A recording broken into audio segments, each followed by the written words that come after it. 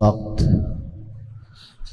ماہ شعبان المعظم کے پہلے جمعہ کی نماز کے لیے مسجد میں حاضر ہونے کی سعادت حاصل کر رہے ہیں۔ آج ماہ شعبان المعظم کا پہلا جمعہ بھی ہے اور پہلی تاریخ بھی ہے۔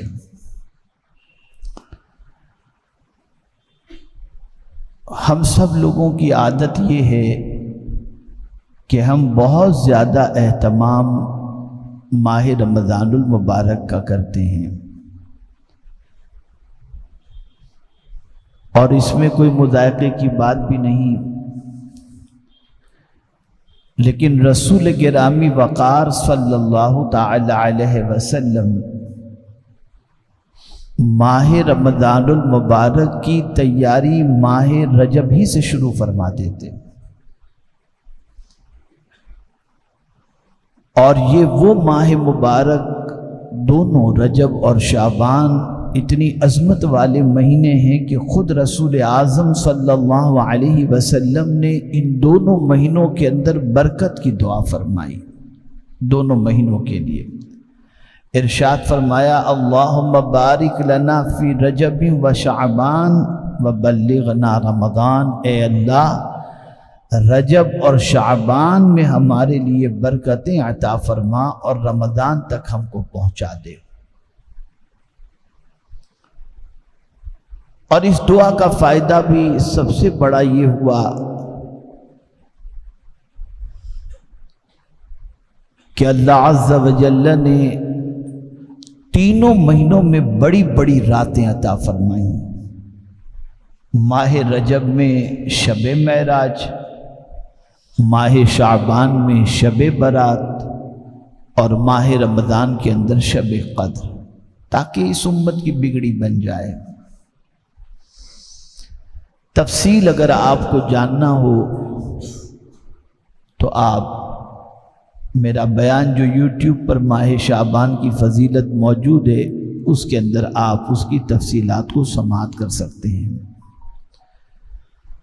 آج مجھے ماہ شعبان کی دو فضیلتیں آپ کے سامنے پیش کرنی ہیں، اور میں سمجھتا ہوں کہ امت مسلمہ کے لیے ضروری ہے کہ وہ غفلت کی چادر اتار کر کے پھینک دے، اور ان دو حدیثوں کو پیش نظر رکھتے ہوئے ماہ شعبان المعظم کو اچھی طریقے سے گزارنے کی کوشش کرے۔ آقا کریم صلی اللہ علیہ وسلم نے فرمایا، شعبان میرا مہینہ ہے اور رمضان اللہ کا مہینہ ہے۔ اس ماہ مبارک کو رسول اعظم صلی اللہ علیہ وسلم نے اپنی طرف منسوب کر لیا، اور اس مہینے کو سرکار صلی اللہ علیہ وسلم نے اپنا مہینہ فرمایا کہ یہ میرا مہینہ ہے۔ اور پھر حضور صلی اللہ علیہ وسلم نے اس مہینے کی عظمت بیان فرمائی۔ قربان جائیے اس عظمت پر کہ سرکار صلی اللہ علیہ وسلم فرماتے، شہر شعبان المطہر، یعنی شعبان المطہر، شعبان پاک کرنے والا مہینہ ہے۔ یہ مہینہ بندوں کو گناہوں سے پاک کر دیتا ہے۔ خوش نصیب ہیں وہ لوگ جو اس مہینے میں پاکی حاصل کرتے ہیں۔ اب مثال کے طور پر آپ سے کہا جائے یہ صابن کپڑے کو بہت صاف کرتا ہے، تو آپ صابن استعمال کریں گے تو کپڑا صاف ہوگا نا۔ اب آپ استعمال ہی نہ کریں تو کپڑا صاف کہاں سے ہوگا؟ تو یہ مہینہ جو پاک کرنے والا مہینہ ہے، تو کچھ کام ایسا کریں گے تو اللہ پاک کرے گا نا، خالی بیٹھے بیٹھے تو نہیں ہوگا۔ اس لیے اگر کوئی پاک ہونے کی تمنا رکھتا ہے، پاک ہونے کی آرزو رکھتا ہے، تو یہ مہینہ اللہ نے دیا ہی اس لیے ہے تاکہ بندے کو پاک کر دے۔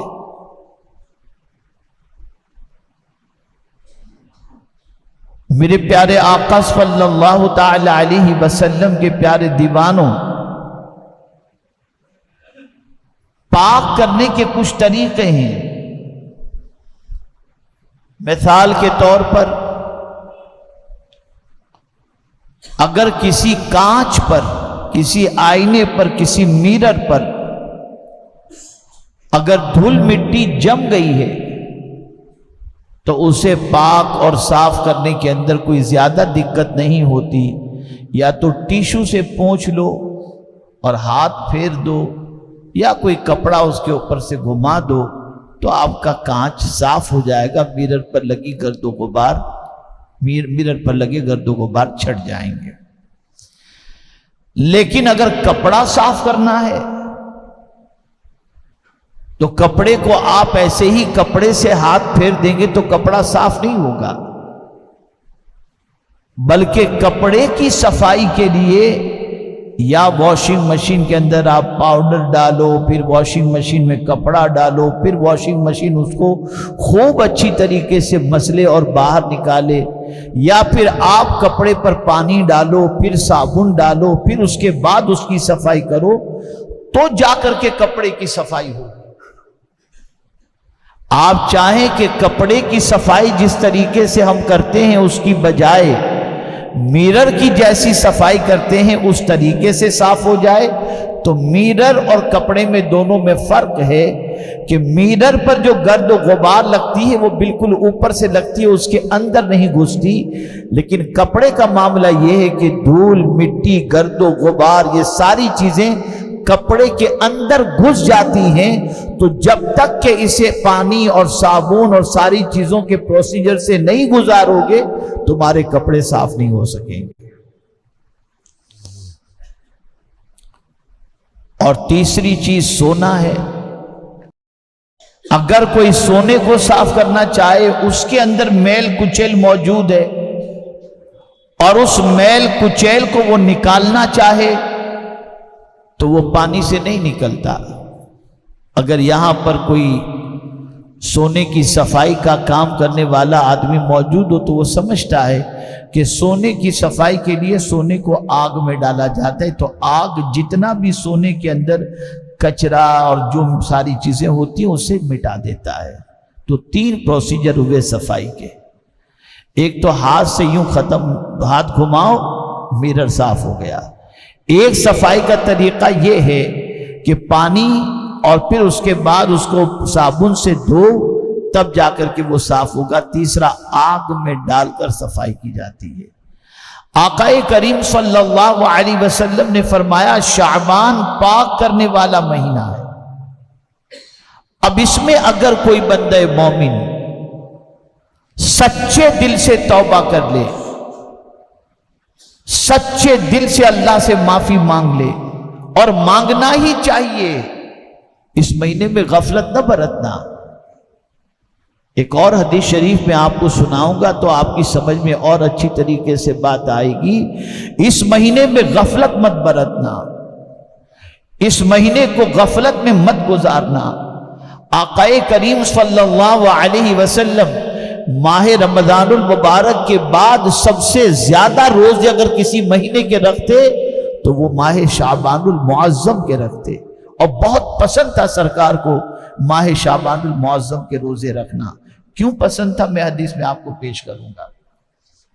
تو اس مہینے میں پاک ہو جاؤ، اور اس مہینے میں ایسا ہے کہ ادھر توبہ کی، اور توبہ کے ساتھ چونکہ ہمارا میرر جیسا میل نہیں، ہمارے دل پر میرر کی طرح تھوڑی سی مٹی نہیں لگی کہ صاف کرتے، بلکہ ہمارا دل تو گناہوں کے دھبوں سے اتنا آلودہ ہو چکا ہے، اتنا آلودہ ہو چکا ہے، ہر کوئی بندہ اپنی کیفیت کو خود زیادہ جانتا ہے، تو اس کو تو پانی اور صابن سے بھی صاف کیا جائے تو نہ ہو، اتنا دل ہمارا گندا اور ہمارا وجود گندا ہو چکا ہے۔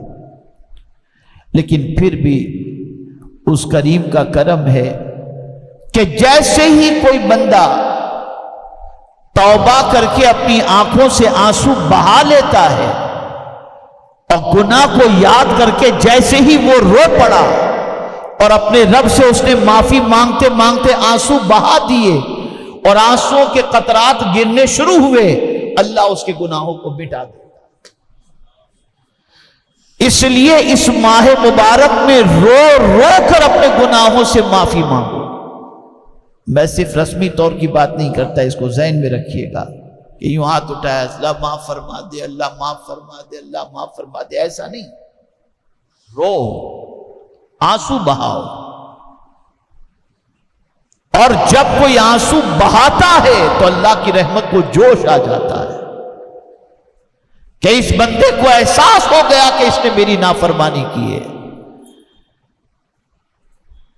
اس بندے کو احساس ہو گیا کہ اس نے میرے خلاف زندگی گزاری ہے، یہ بندہ اپنے مجرم ہونے کا اقرار کر رہا ہے۔ خدا کی قسم اب تو مسلمانوں کا میں نے حال دیکھا ہے، میں تو کبھی کبھی گھبرا جاتا ہوں کہ یا اللہ اتنا دل مسلمانوں کا سخت ہو گیا کہ آنسو نکلتے ہی نہیں، اور اس کو لوگ بہادری سمجھتے ہیں اور کہتے ہیں یار اپنا دل تو بہت سخت ہے، بھائی اپنوں کو تو دیکھ کر کسی کو کچھ نہیں ہوتا۔ معاذ اللہ، کیا تم سخت دل کو لے کر بیٹھے ہو؟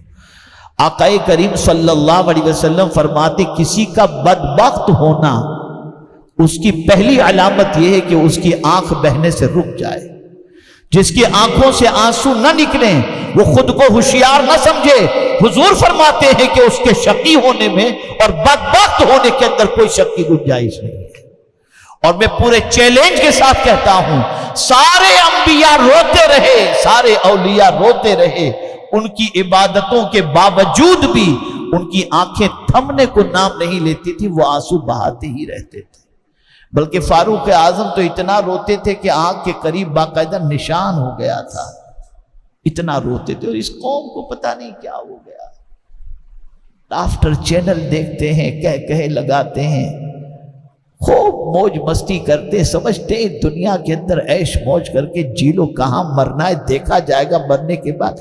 یہ آسان نہیں ہے مرنے کے بعد دیکھنے کا تصور، جب وہ پوچھنے پر آئے گا تو بندے کی حالت خراب ہو جائے گی۔